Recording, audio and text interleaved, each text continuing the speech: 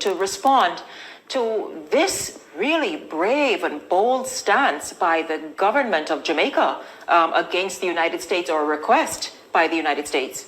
Well, I have one thing to say to the Prime Minister of Jamaica.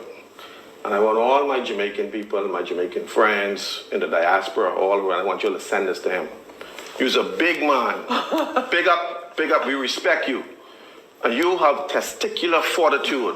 And many prime ministers in the Bahamas are scared to stand up for what is right. But you, Holness, Andrew Holness, you're a big man. We respect you for that. And we stand by you, we stand with you. And this is what we need across the region. Because the United States of America, in their message to all of us, is that they intend to make sure that they push this agenda, whether we like it or not.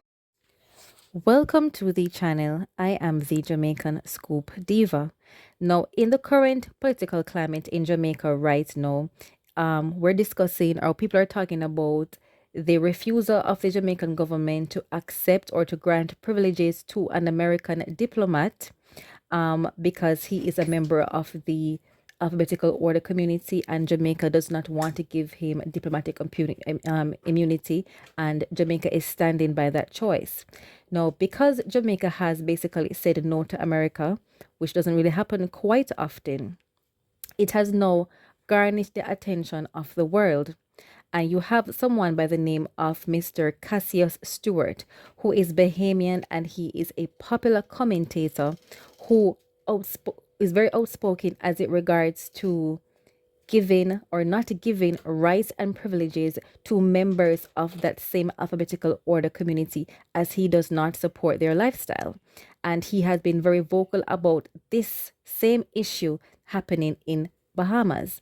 Now, because of Andrew Holness's government refusal of this diplomatic immunity to this American diplomat, who is a member of this alphabetical order community, he has now bigged up Andrew Holness and claims that he has testicular fortitude.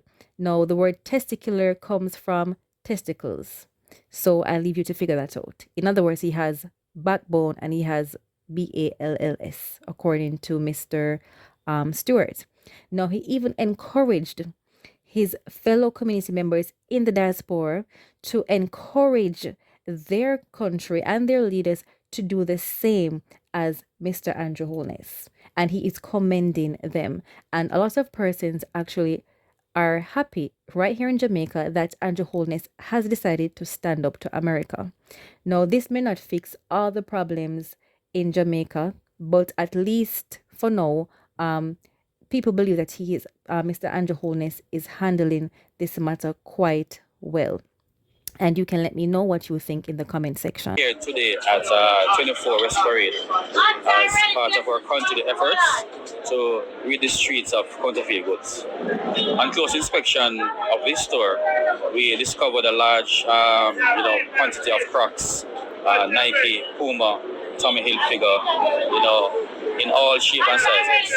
And a rough estimate put this store to be around $200 million worth of goods. There's a 200 million Jamaican dollars. There is a warehouse also inside the store that has a massive amount of counterfeit goods in the premises. So when you go up the step behind me, there's on top of this building, there's a warehouse space that has a large amount of counterfeit goods. On entering this premises here, we discovered it. So most of these merchants, they have the storefront and then they have the warehouse upstairs. One person taken in custody and he will be arrested for breaches of a trademark act. I would just want to warn those who want to get involved in the sale of counterfeit goods that it is a bad thing. One, it is not good for the country. Has public health concern. It fuels organized crime. And just to say that, we have laws in place, and once we get a report, then we will continue to enact the laws of this country. So I would suggest that you take your money and invest it into legitimate needs. Now, recently there was a raid in downtown Kingston, and just about $200 million worth of merchandise, clothes, shoes, this, that, everything, joggers, everything, Crocs, everybody was actually confiscated. 200 million Jamaican dollars worth of these items confiscated, and they're saying that because they were counterfeit, right? Now, I took the time out, I did take the liberty to go and research the counterfeit laws in Jamaica, and a section says that under forgery, section D, 11D says that, 11.2D says that any forged seal, stamp or die, the forgery of which with intent to defraud or deceive is made punishable by section 8. And it goes on to say, hard labor or not exceeding 14 or 7 years, etc. So that's just a punishment. But it is an actual law. But it says that with intent to defraud or to deceive. Is it not a case that a majority, if not everybody who purchases these items know that they are not real? I'm sure if you go and you see a Crocs online, I think a Crocs online is going for I think $100 versus whatever the money, like 1,000 Jamaican dollars that they're selling them locally for. So no one is being deceived. Interestingly, the person who was speaking in the video said that once it is reported, they will come and take a look and seize what is to be seized, whatever. So is it a case that someone actually informed or reported this incident that, whatever? Because the fact is the fact. 95 or 99.92% of the items downtown in terms of clothing and shoes are not original, are not authentic. I don't know if it's a case where they claim to be authentic, but something about this just does not sit well. It doesn't feel right. I'm sure that a lot of people will be affected in a domino effect in terms of workers, in terms of people who had jobs. It's just a whole thing, and I'm not quite sure what this happened. Now, in the comments, you have Loud Boss saying, how does the counterfeit goods fuel organized crime? The only thing I can think of is probably through maybe extortion. Another said, every Chinese store downtown sell fake brands, so lock up all of them. Are this una worry about when people get killed every 3 hours? Might as well everybody downtown get locked up. The F. So lock up everybody's saying that. No. Interestingly, someone said the police them scrutinizing the goods like them want to start a little business on the side, and they have the laughing emoji. It's very possible. It's not impossible here in Jamaica. So I'm assuming things are being put into place to provide jobs for employees of these businesses that y'all shutting down for fake clothes, cause y'all bugging go fight crime, and that's affect Jamaica, right? So like I said, it's like one thing after another. Just the other day, America and Jamaica are going at it over the LG rights. No, we are hearing that this is. I'm not saying that we shouldn't obey the law as it regards to the Forgery Act, but to go there and just scrape up everything just like that, one big truckload of goods, that coming like cruelty. Truthfully, can something be worked out? I mean, is it a case where they're making the exact carbon copy of the items? Like I said, I'm sure no one is being deceived, because the law says, I'm looking at it right now, with intent to defraud or to deceive. With intent to defraud. I don't feel like these Jamaicans, when they buy these affordable clothes, feel like they're being defrauded or deceived. I think they know exactly what they're purchasing. Now, someone else said, how when all of downtown like this, man must never pay him quote unquote monthly, and I had mentioned that too.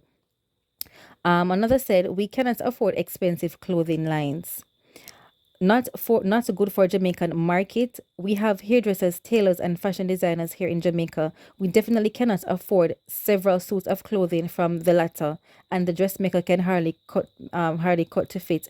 My concern: why would customs collect duty from these people with their counterfeits? A part of it is cut out, but I think it says counterfeit clothes, and that's a very good question.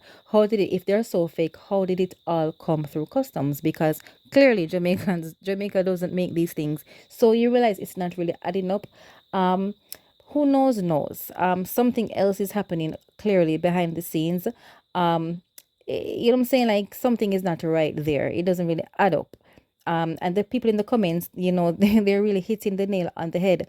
But let me know what you think in the comment section. Popcaan one, the last one, they were gonna say popcorn like filet, yo.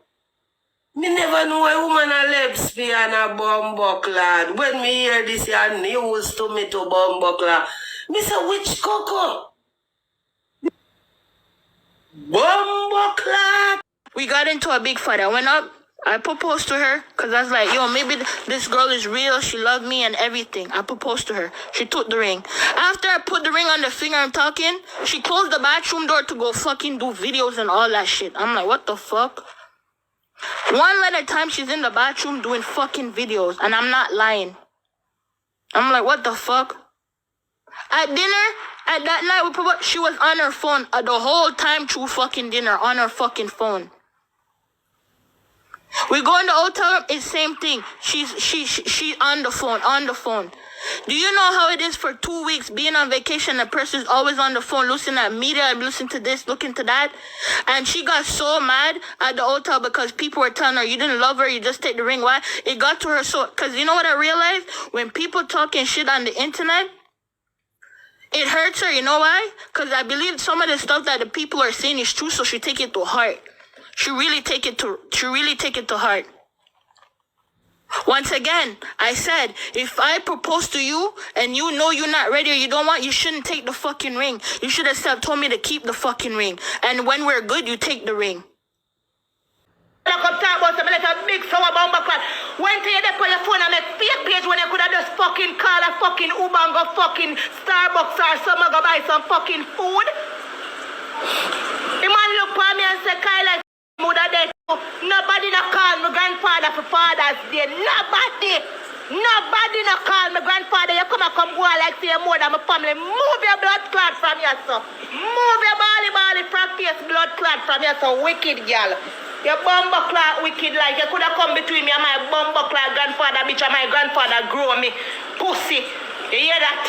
And my grandfather blood clot grow me. And my grandfather grow me. And if I one thing me can do actually make him feel happy in the last stage of his life, them brother. You come talk about like a man me go fuck. Me go look for my grandfather. And you come tell the people them say me let you not have 2 hands. You not have a phone. You not have money in your pocket. You not have phone can download Uber. Me not talk to you in the day and tell us say to download Uber, I download Seven Crave. You want me to come do everything for you like say you're a pitney. You come tell the people them about say me go look for my grandfather. Like say me not go look for him. And who go look for him? And who go look for my grandfather?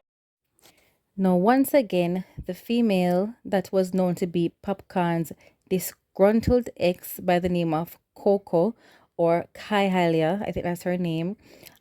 She is now in the media again for allegedly what they're saying she scammed her woman fiance.